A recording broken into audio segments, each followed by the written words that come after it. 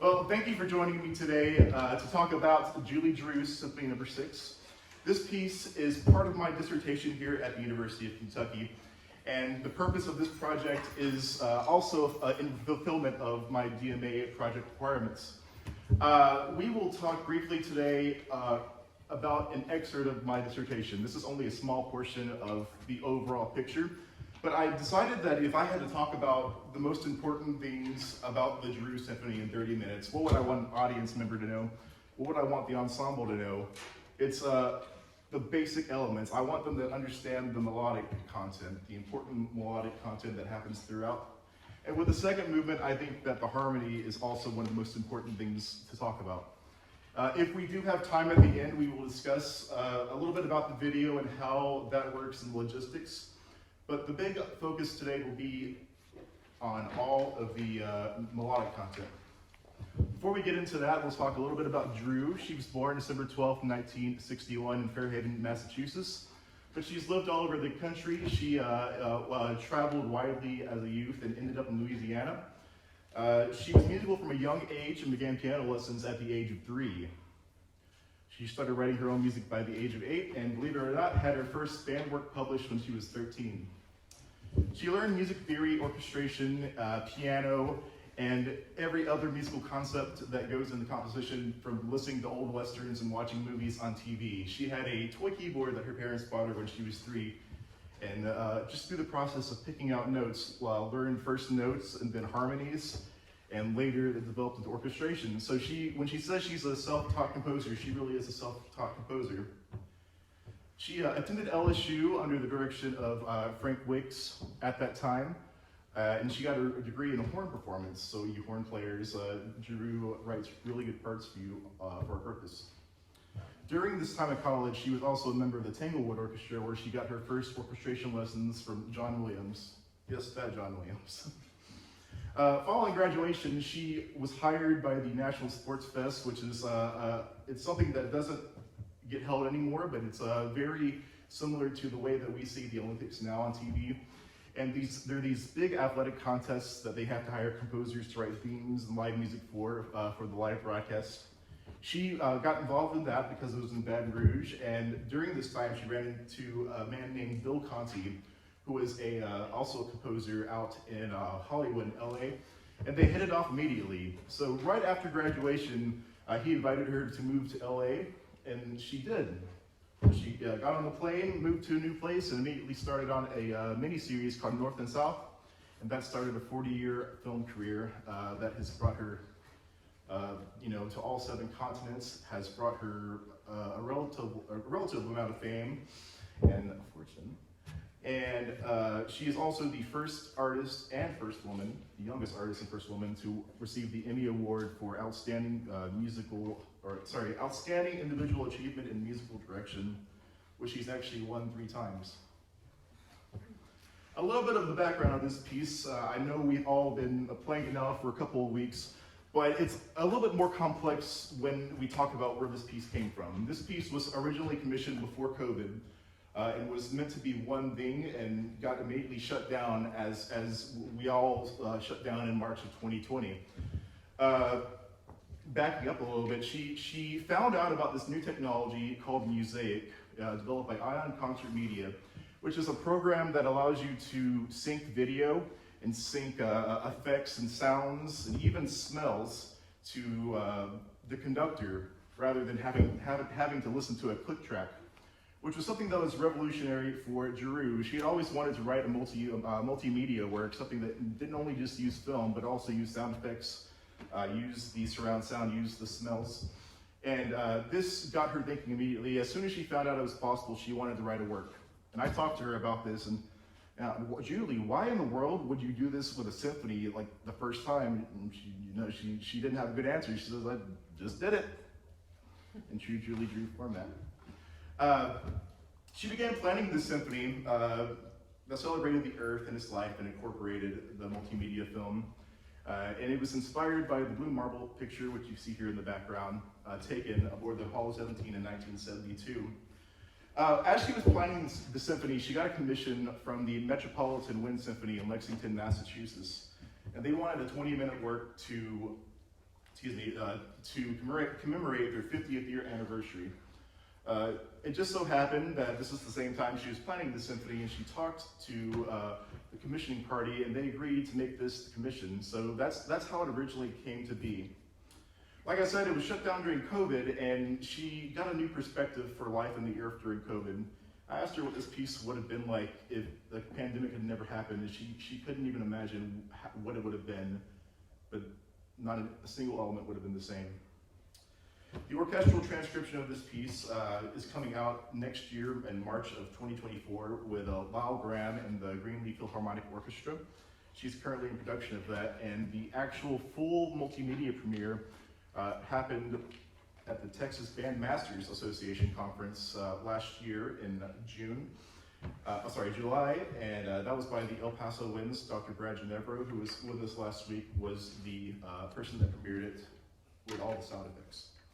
So now that the background's out of the way, we'll stop and start taking a look at some of these themes, some of the musical content of the work.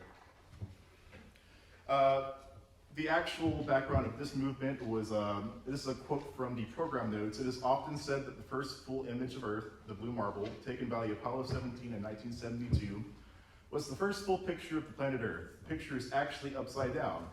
It happened sometime between 4:59 and 5:08 hours after Apollo's launch, as they traveled 25,000 miles an hour. It is the most reproduced picture in history. It became painstakingly clear to humanity just how small and vulnerable our one and only home actually is. This movement celebrates that home in a variety of ways. Think of it as an abbreviated introduction to planet Earth through music. The background, a little bit more, it serves as both an introduction to the symphony and an introduction to the overall work and the planet, its people and places. Her goal was to describe Earth to somebody that had never been to it. And I think she talked about this a little bit last week when we did our Zoom call. It's scored for full wind ensemble, but includes some interesting elements such as 8 percussionists, harp, piano, celeste that's separate from the piano parts, piccolo, trumpets. It's a very expansive instrumentation for a band ensemble. Originally, there was a synthesizer part as well, and that got taken out of the original score and thrown into the video because I don't think that she could spare another percussionist. So when I say this is an introduction to the Earth, she took the approach of writing this as a trailer for the Earth. And we can see this at measure 41, and if you want to find that in your part, we're going to play this together in a second. Think of any time you've ever seen a superhero trailer for a movie, the epic sounds, the epic soundtrack that goes along with the trailer. That's what this section is to this movement. If we can play that together, this is measure 41. I will stop you at the end of the section.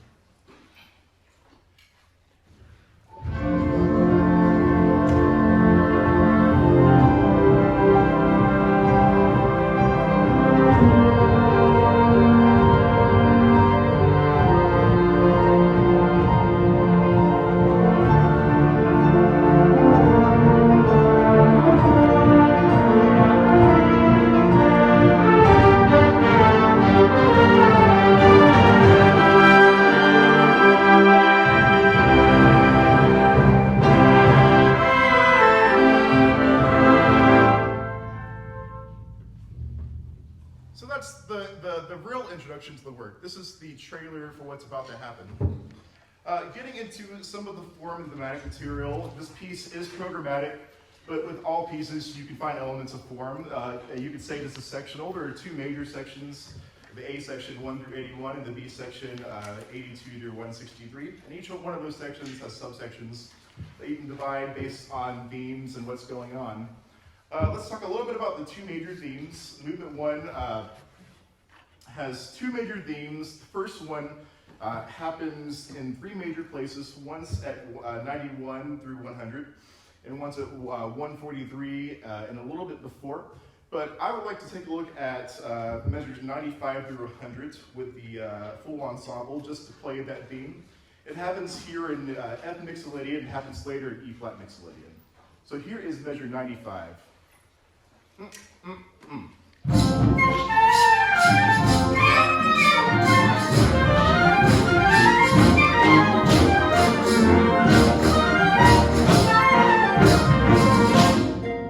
Great. So that happens in 2 spots. spots throughout this movement. Theme 2 is first presented by the oboes. If I could please have the first oboe play in measure 121 through 127.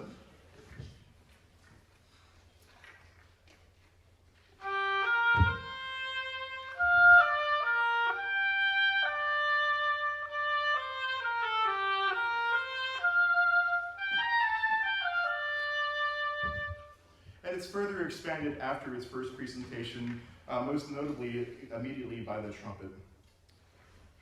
There are 6 main motives. The first one happens in 11 through 18. This is the English horn in measures 11 through 18, please.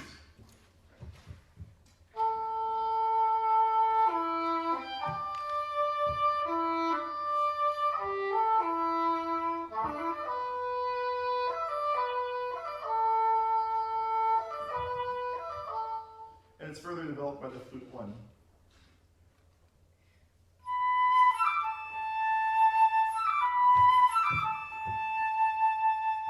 There it appears in its fragmented formation.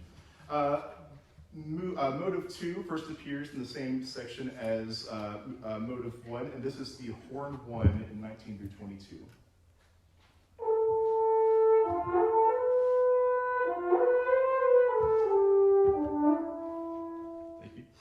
And as you can see here at the end of that excerpt where we have the red box, that's the most important part of this because that's where the motive develops out of. We hear that later in the bassoon in an elongated form. We hear that also in the saxophones and oboe. And on the next page, we see how this motive develops to its full form. So looking at that together, here's the transformation of the theme. We have the original da-da-da-da. We have its full form, if oboe 1 would please play in measures 29 through 31.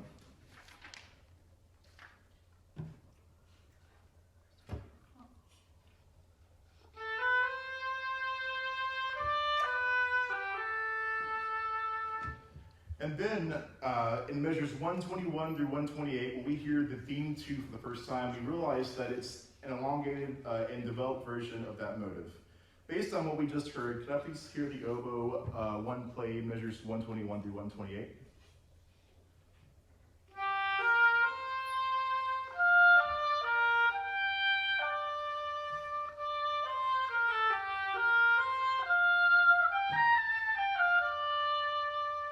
So this selection is based on that motive, but it's in half time. It's twice as long and it's elongated. So at first listen, you don't hear it, but then when you look at them together, you realize they're the same concept. Motive 3 is a triplet figure that develops throughout the beginning. This happens in several places through the ensemble. If we could please hear the piccolo trumpet in 27 through 29.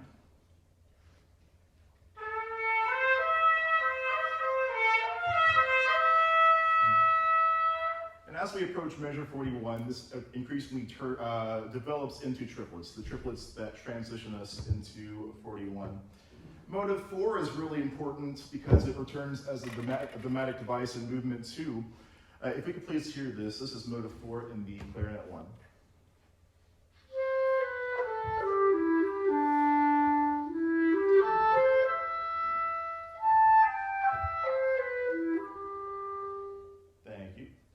Motive 5, again we're going with the oboe, is first presented in 112 through 120.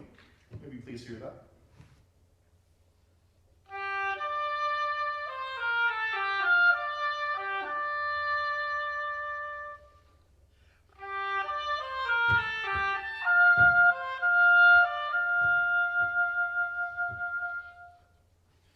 Motive 6 is part of the coda. It appears in several different conjugations. Its original format happens in measure 149, and we'll play this entire section in just a moment, 149 through 163. You'll see this rhythm either reverse, either elongated, either fragmented, or as you see with the trombone, it's inversed. Can we please play the coda section? This is 149 through 153.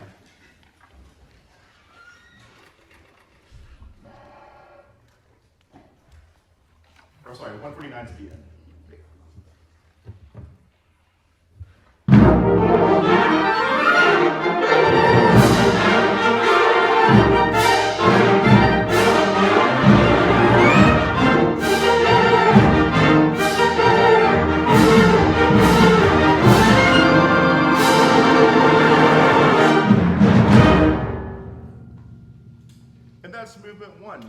Now, moving on to movement 2.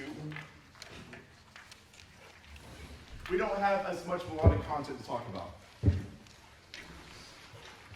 It's inspired by the Amazon rainforest recordings by sound engineer George Vlad. These recordings serve as a backdrop of the symphony and are synced with the film. Movement 2 was completely rewritten 3 times in 2022, just last year, because Giroux just couldn't find the sound that she wanted.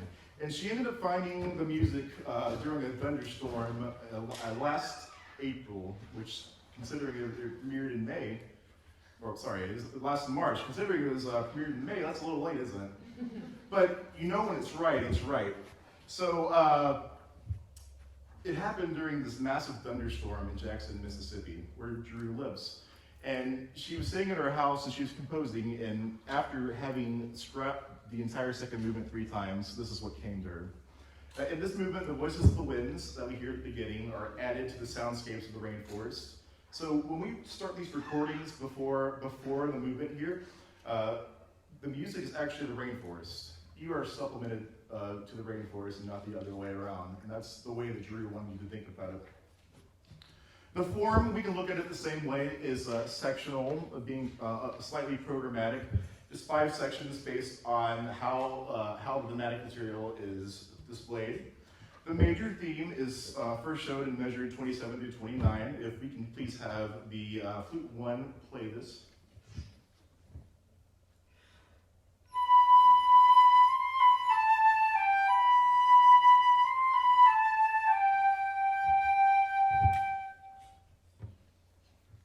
Theme 2, which is actually derived from movement 1, first appears in measures, measures 39 through 45.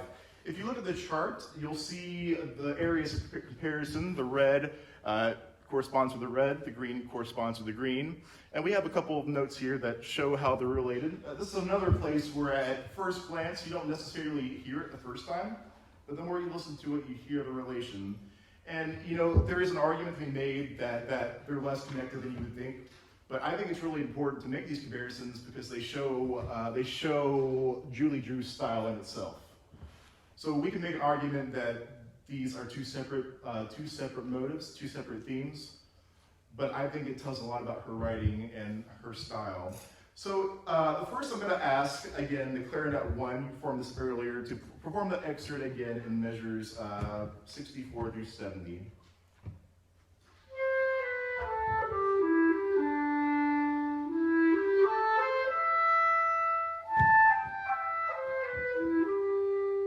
And then if I could have one flute player, please play the excerpt at 39 through 45. I want you to listen for the similarities.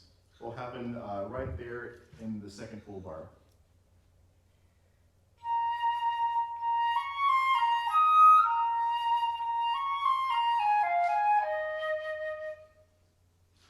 Keep going, sorry.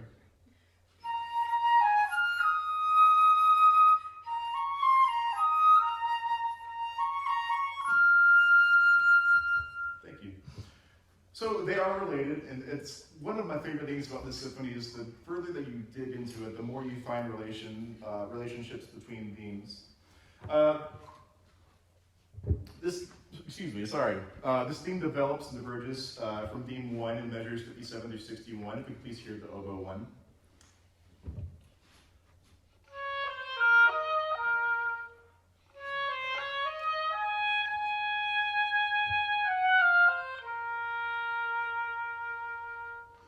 And then one of my favorite things that Giroux does in this movement is she actually layers elements of that theme with itself.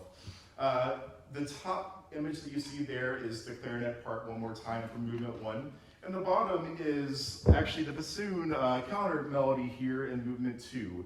If you take a look at the way the 2 parts are written, you'll notice they're inverses of one another. The movement 2 on bottom is twice as fast, and it's also inverted. But it has the general same movement of seconds and fourths, and it has the same triplet figure. And when you listen to that, you realize that they are related. And if we could hear those 7 notes again in the clarinet 1, followed by the bassoon.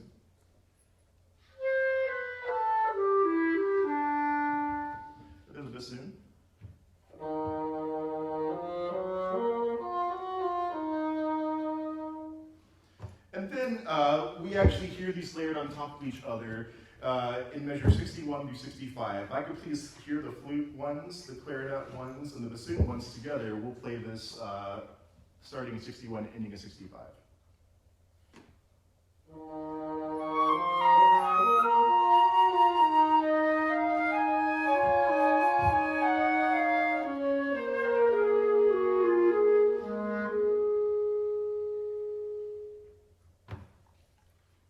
I think the harmony of movement 2 is one of the most important elements of this piece, in addition to the melody. She notes that she's gone full rainforest romantique, letting her French composer genetics run free. We go through a journey that goes through G major, G flat major, F major, B flat major, and B flat minor, and we end in D major. We have a lot of complex harmonies, including something called chromatic ascension, is what I've called it. A prominence of 1 to minor 4 harmonies, and also 1 to augmented 1 harmonies, which are related because they both go from the 5th to the minor 6th. Extended use of augmented and diminished chords, chromaticism, and chord extensions, key changes by nearly related stepwise or chromatic mediate keys. And I think the most interesting thing about all of this is Giroux herself will be the first one to tell you that she wasn't thinking about any of this when she wrote it.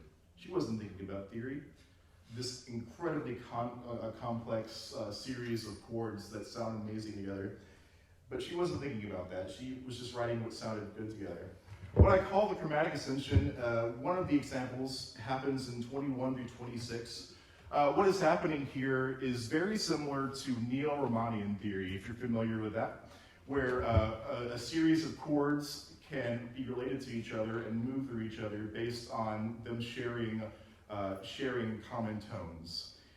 Now, this is a little more complex because it's a lot of diminished and augmented chords and minor chords, but between every single one of these chords, there's at least one similar note, and I think that's really, really fascinating. If we could please have the entire group play these measures 21 through 26, and listen for that chromatic motion as we move towards the end here.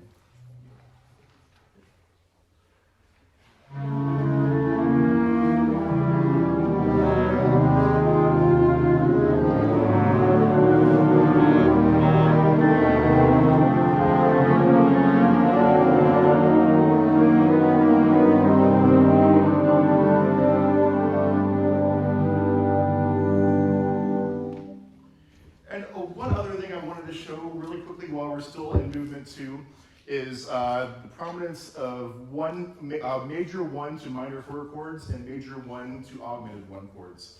If we could please find measures 27 through 29, we'll play that, and then we'll compare it to 32 and 33. Here's 27 through 29. Okay.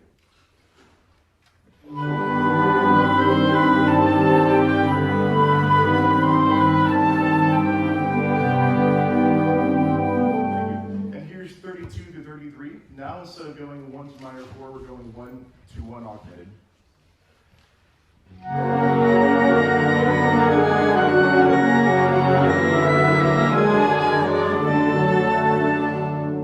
Thank you.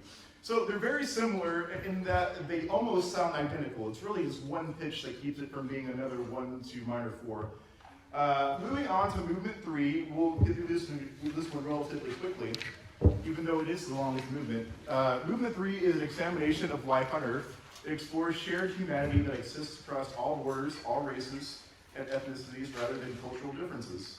The main themes, according to Giroux, are violence, death, murder, earth, and life. It's more introspective than the other movements. It separates this movement from the others is that it focuses on the bad as well as the good, and not just the beautiful like we've seen with the other movements. The form, again, we can call it sectional based on the thematic content. There's a lot of sections, but 3 major ones. We won't go through all of those right now. But I want to talk about the major theme. This one's the one that kind of overarches the entire symphony. Giroux calls this the Earth theme. Because she doesn't consistently call it that, I have just called it theme 1 in the paper, but she's referred to this as the Earth theme. And you may have picked this up, or you may not have realized it yet, but it's this one major theme that reappears in different ways throughout the entire symphony, or throughout the entire movement. It first appears in measures 25 through 28 by the horns and euphoniums. So if we could hear that, I will conduct you. Ready?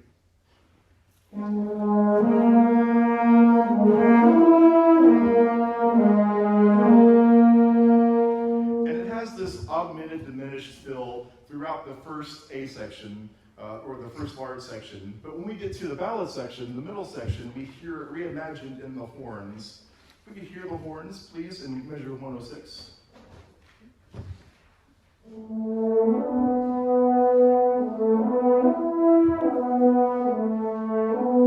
And now we have extension on the end.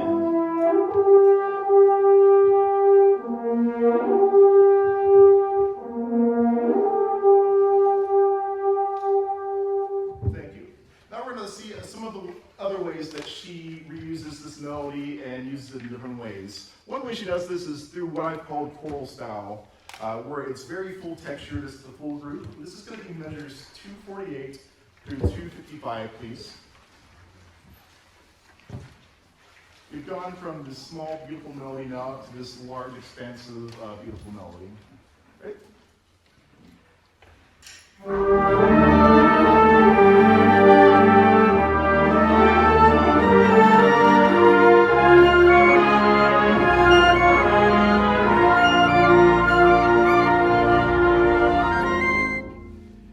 And sorry to cut you off, but I wanted to show another example that happens later of the same thing in measure 327 through 333. This is one more conjugation that's also full texture.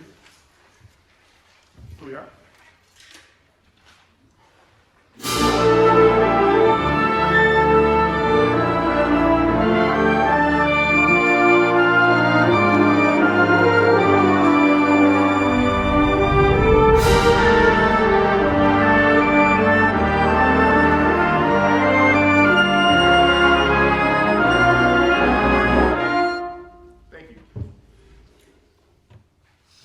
And one more really important way that she develops this theme, and she does it both in the beginning augmented and diminished section, and in the C section where we use these larger ballad textures, is the use of canon, where we throw the theme on top of itself and develop it with itself. The example that we'll use here is in measures 236 through 239. If we can please hear the low brass. Just the low brass to make it easy right now. Oh, sorry, and the trumpets, my bad. All the brass, there we go.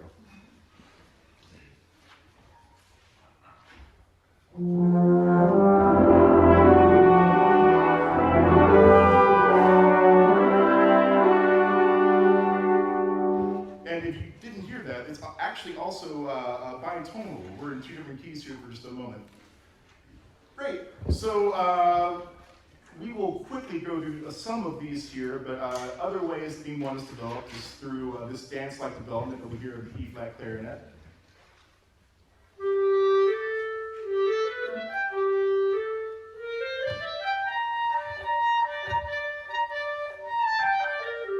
And that extension that was just played actually has its own development. We won't play that right now.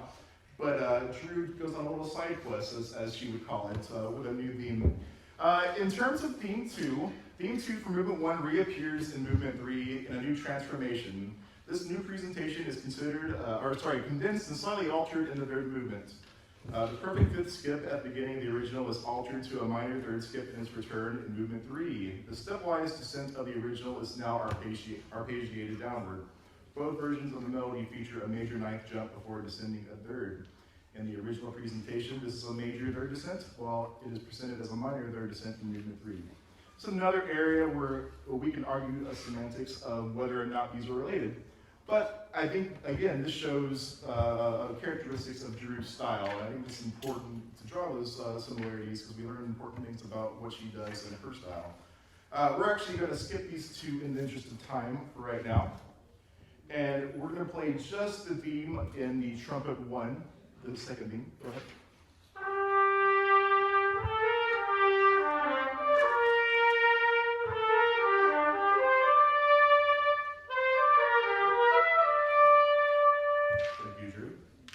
Now we're going to talk very quickly about the 6 motives. There are 6 motives that occur in movement 3.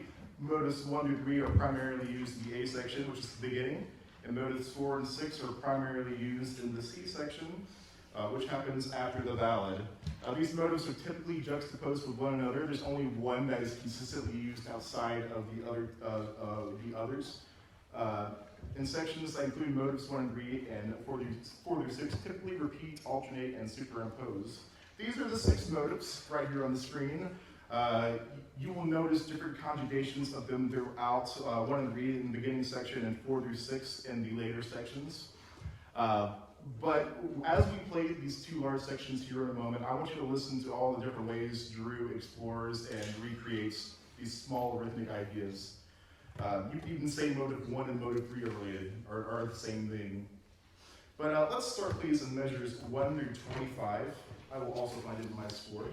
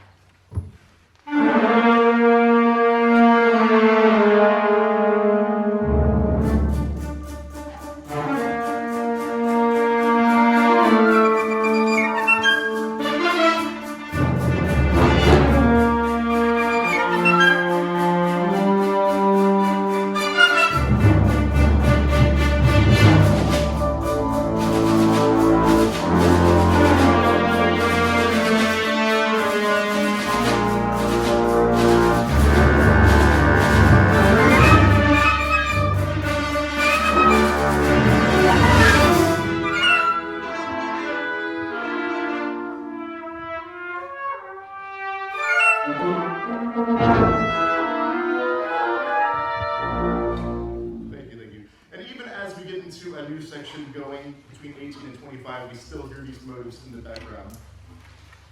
One more section we're going to play before we end up here is in measures 156 through 195, and this will show you an example of a section that uses all the other motives. Now, motive 4 that you see on the screen is the one that's probably the most prominent throughout the second part of this, and it appears outside of the others. But you'll also hear it here in measure 156 and see how it relates to everything. So here is 156.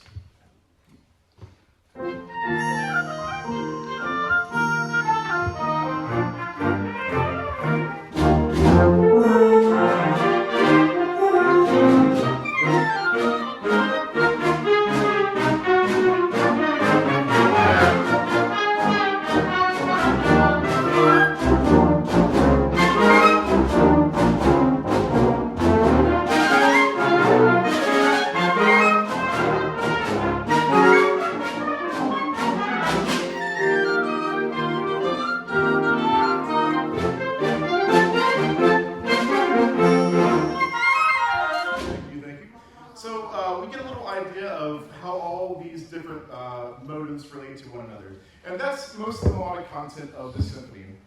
With our last 2 minutes, I'm not really going to talk about the film too much other than to note that the film does have themes, and the themes are very important. As you, if you look on the right side of the screen, you see some of the major ideas. If you look at the scenes and how they follow, there are a lot of interrelated ideas. That's true for movement 1, for movement 2, and movement 3. But other than that, that's the main melodic content that occurs in Giroux Symphony. We have about 30 seconds. Do you guys have any questions? All right, thank you so much.